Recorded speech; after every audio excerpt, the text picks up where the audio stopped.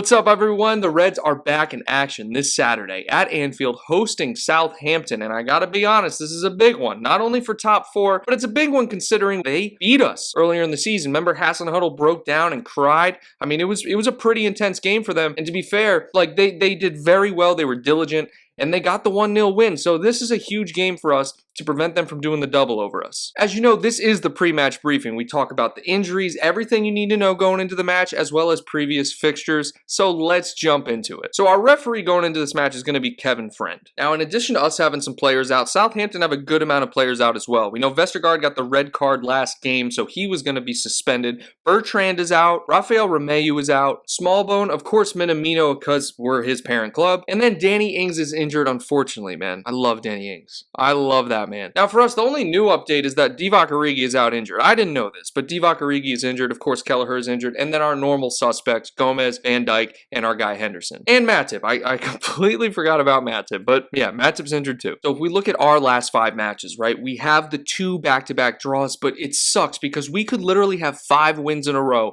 if it wasn't for conceding those late goals against Leeds and Newcastle. Southampton, on the other hand, are really struggling as of late, okay? You look at their form guide, right? They had the draw to Leicester. That was very diligent considering that Vestergaard went out with that red card really early in the game, like the 10th minute or something. Back-to-back losses to West Brom and Spurs. They did have the win against Burnley, but then the loss to Brighton. I don't feel as bad looking at the worst defeats anymore because when you see 9-0 to Man United, that is so bad. That's just horrible. So who do we need to look out for? Luckily, Danny Ings is out. He's their top scorer with 10 goals in the Premier League this season. He's out injured, so who we need to look out for is James Ward-Prowse. James Ward-Prowse has 6 assists, 8 goals. He's been involved in the most goals on the squad, and he's just a solid midfield player and absolutely a threat from set pieces and free kicks as well. Now, we are almost guaranteed to see Southampton line up in a 4-4-2. I'm almost positive Klopp is going to go with a strong midfield and our standard front 3, maybe sitting Mane, putting Jota out there, but guaranteed putting a team out there that is going to try to break down from kickoff